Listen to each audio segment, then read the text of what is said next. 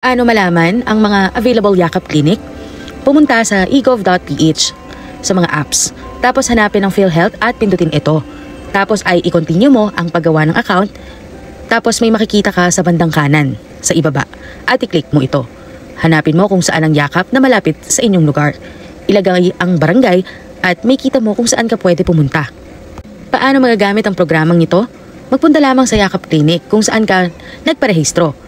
Magpa-check up at sila na ang magsasabi ng mga kailangan mong sundin at gawin sa laboratory kung kinakailangan. Sila ang magbibigay ng referral kung ano ang susunod na hakbang. Sila din ang magbibigay ng reseta ng mga kakailanganin mong gamot. Mga frequent asked question tungkol sa Yakap program ay atin pong alamin. Ang tanong dito ay ano-ano ang benepisyo ng PhilHealth Yakap? Katulad na nga po ng sinabi ko kanina, sakop ng PhilHealth Yakap ang mga sumusunod: libreng check-up sa Yakap Clinic,